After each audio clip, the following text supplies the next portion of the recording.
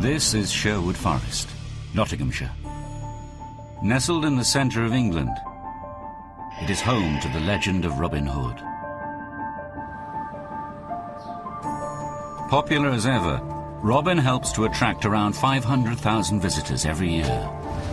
His adventures still spark the imagination. But his story has evolved over the centuries. And now, the genesis of his character is almost completely obscured by the folk-tale hero he has become. Searching the archives, historians have discovered multiple references to real Robin Hoods. Graham Phillips has spent years investigating medieval documents. The legend of Robin Hood probably brought about more books, poems and films and television series than any other character in English history. To try and find a real Robin Hood, then what you've really got to do is to find the earliest reference to Robin Hood, whether it's fictional or in historical records. Robin Hood's legend first appears in the Middle Ages. Few people can read, so stories are spread by minstrels singing ballads. They tell of the outlaws Robin and Little John, living free in the forest, fighting the evil Sheriff of Nottingham. It's a time of poverty and oppression, and the people take Robin to their hearts. There are few written accounts of Robin's deeds, but two of the early ballads that have survived hold clues to his identity.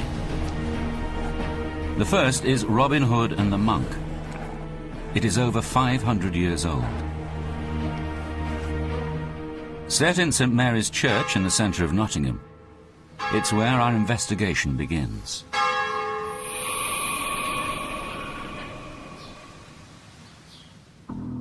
Pauline Miller has documented the church's past. The connection of Robin Hood with St Mary's Church appears in a 14th century ballad called Robin Hood and the Monk.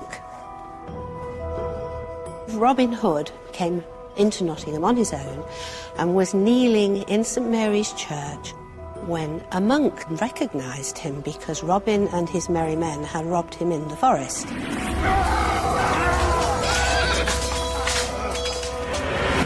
The monk quietly left the church, walked down the street to the sheriff's house and told him where he was. The sheriff brought his men, arrested Robin and threw him in the prison cave. But fortunately Little John knew where he'd been and they rescued Robin and disappeared back into the forest.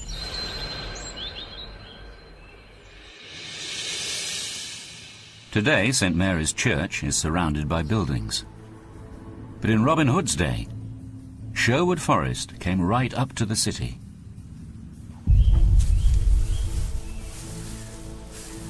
It was a dangerous woodland.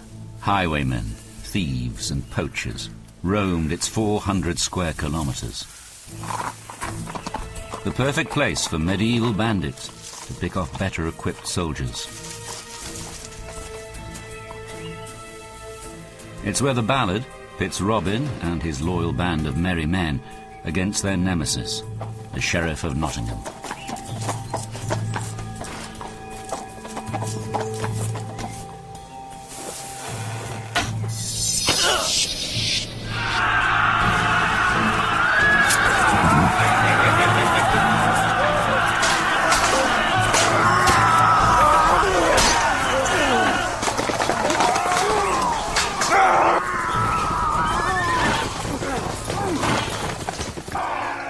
Although Robin Hood and the Monk sets Robin in a real time when outlaws marauded through these forests.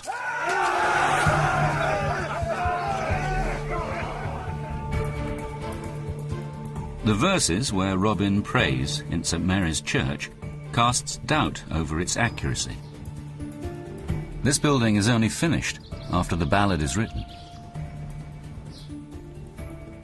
But many years later, during work to strengthen the columns, architects found that St Mary's had a predecessor.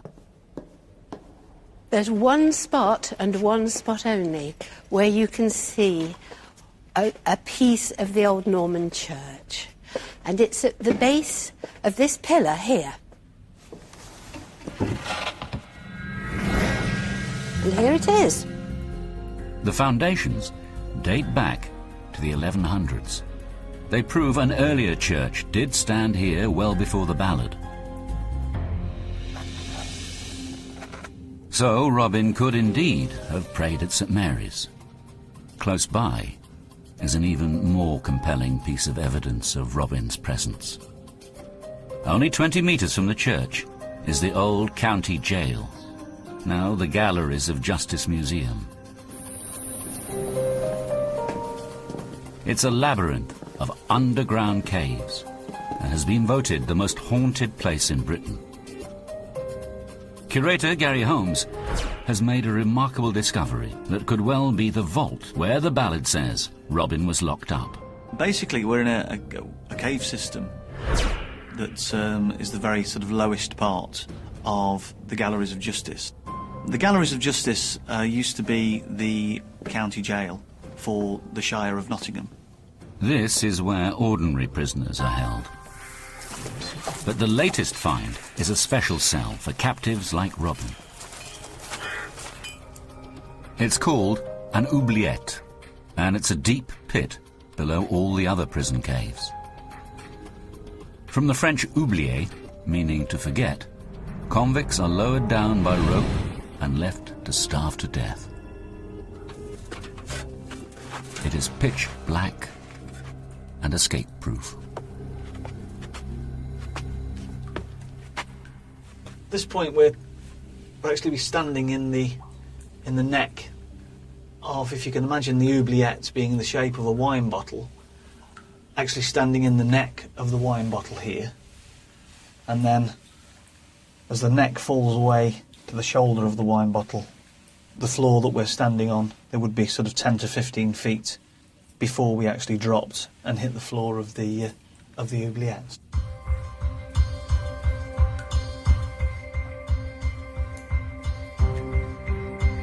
In the Ballad of Robin Hood and the Monk, Robin is thrown into a prison pit.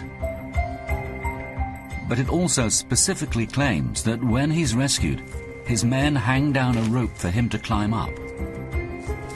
This method of escape is the only way out of an oubliette. The fact that we've discovered an oubliette recently on our site, and the fact that we are a mere 20 yards away from St Mary's Church, we strongly believe that the oubliette we found is quite probably the oubliette that Robin Hood was incarcerated in. There is another surviving ballad, which also holds clues to the identity of a real Robin. It's called The Little Jest of Robin Hood. In this narrative, Robin has a hometown. Most people think Robin comes from Nottingham, but it recounts how he's from the neighbouring county of Yorkshire. At the end of The Little Guest of Robin Hood, we're told that he's been wounded and he's taken to a priory called Kirklees Priory. Little John takes him there in the hope that he'll be cured by the abbess. But she betrays him, and what she does is, partly treating his wounds when they used to have bloodletting, she bleeds him to death.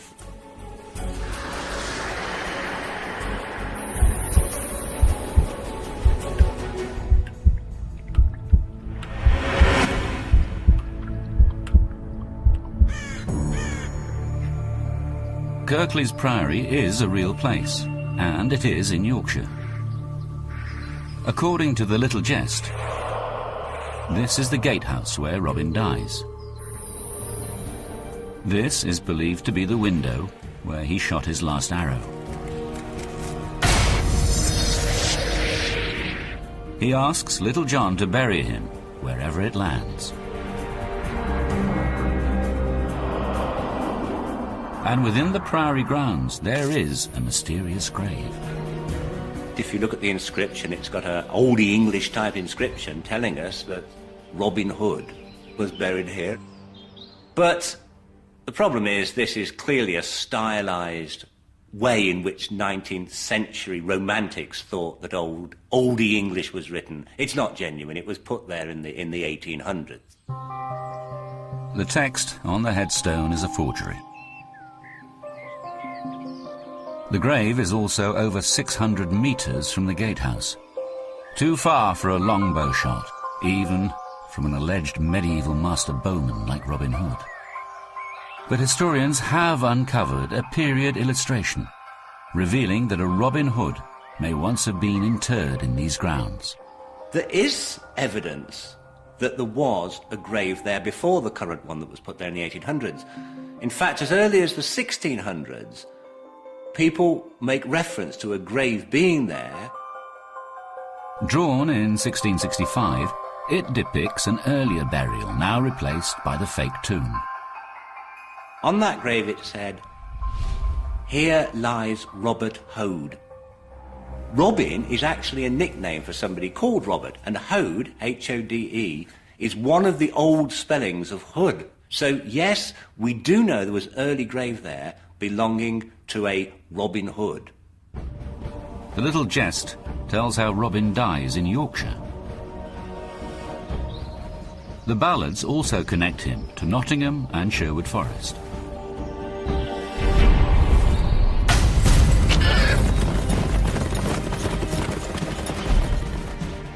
But there is documented evidence to suggest that a real Robin Hood not only died, but actually lived in Yorkshire.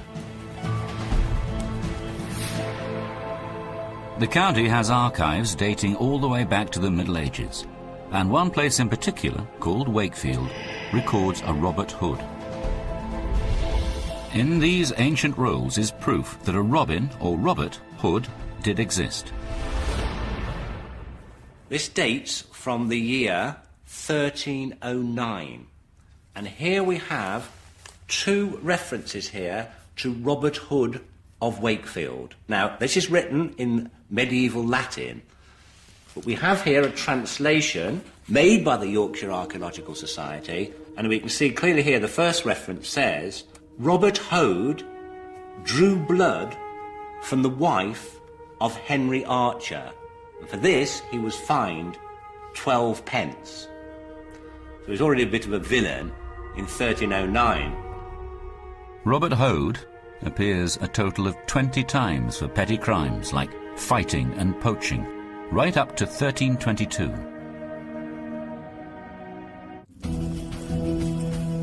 Robert of Wakefield is a strong candidate for a real Robin Hood, with one significant difference to the fabled Archer. Despite all his indiscretions, there is no record of Robert of Wakefield ever being outlawed. And the legendary Robin Hood always is. Weapons expert Mike Loades thinks the outlaw element of Robin's legend originates not in the 1300s, but earlier in the 1200s. 13th century is particularly interesting. What we find right from the beginning of the century is there are outlaw problems emerging in Britain.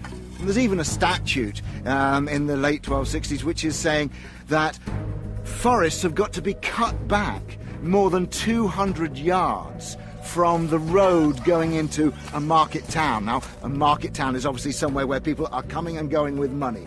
Prime ambush territory for a brigand. The 1200s are a time of great unrest in England, epitomised by a civil conflict called the Barons' War. Archers who rebelled are banished from their homes and forced into the forests. Unpopular laws and impoverished people turn fugitives into heroes. This is a time when the king is demanding higher taxes from the poor, creating a breeding ground for desperados. This helps place him in the 1200s. and a book just discovered in Eton College Library backs up the time frame. Julian Luxford is a manuscript expert responsible for this latest find. The newest piece of evidence is an inscription in a history book, and it mentions that Robin was a hardened criminal and that he and his accomplices infested Sherwood and other law-abiding regions of England with continuous robberies. It says that he did this sometime between 1294 and 1299. A criminal called Robin Hood, recorded in the late 1200s. But this document is significant for more than just a date. Why it's interesting and useful is that it takes him seriously as an actual historical figure. It's not like the ballads, which are essentially folk tales and which don't bother to try and prove his historical existence. This is a document which says this guy lived at this time and this is what he did at this time. Dr. Luxford also thinks this Robin may not be the original outlaw. By the mid-13th century, you get criminals being called a Robin Hood, so it's a sort of nickname being applied to or adopted by criminals. Now, it's extremely unlikely that this name would be just invented out of nothing. There was a criminal called Robin Hood, probably in the early 13th century, who was sufficiently notorious to then pass his name on, as it were, to later criminals. It's a time when fugitives are stripped of their possessions. When found guilty, money would be taken by the local sheriff and given to the king. Records of these financial transactions still exist. If an outlaw Robin terrorized Yorkshire in the early 1200s, he'll be listed in here. Archivist David Crook thinks he may have found him. The Yorkshire account of 1226 mentions a man called Robert Hood, who is a fugitive from justice, and his chattels, that is the movable goods he left behind when he fled, are accounted for by the sheriff. So that's why they appear in this account. Written in Latin shorthand, it's still possible to make out the name of England's most famous outlaw. In 1227, something very strange happens. The name Robert Hood, which appears in the original entry, appears again, but it's in a different form. It's changed by the clerk who wrote the roll to Hobby Hood. As he gains notoriety, this may be when Robert Hood first acquired a nickname. I think the person who wrote the roll had heard some sort of story or legend, growing legend, about a man called Robert Hood, and changed the name to Hobby Hood, a sort of pet form. The rolls are written in Westminster, London, but Robin lives over 250 kilometres away in Yorkshire. It seems this man is infamous. In a time when most information passes by word of mouth, his reputation spreads across England in the space of a year. I think that this is probably the real Robin Hood, yes indeed. So experts have identified two authentic Robin Hoods. Both are from Yorkshire. An outlaw, Robert Hood, who lived in the 1200s, and Robert Hood of Wakefield, almost 100 years later.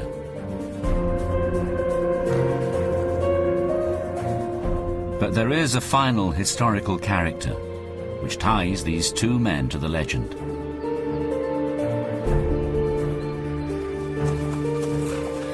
The villain of the ballads. The Sheriff of Nottingham. Who was Sheriff of Nottingham at the time of Robert Hood of Wakefield in the 1320s? Well, it was a man called Henry de Falkenberg. And he was, interestingly, not only Sheriff of Nottingham, but Sheriff of Yorkshire as well. Henry de Falkenberg spans both Yorkshire and Nottingham, and there is reason why Robert of Wakefield might have hated him. Henry was something, in his younger days, of a scoundrel. He was something of a poacher turned gamekeeper. And in fact, the Wakefield rolls mention him 4 times getting into trouble at pretty much the same time as Robert Hood. The town is small. With Robert of Wakefield and Henry committing felonies at the same time, they could once have known each other as equals. I think with Henry de Falkenberg, we have a real good candidate for the Sheriff of Nottingham, because he is somebody who could have had great rivalry with the most likely candidate, in my opinion, for Robin Hood.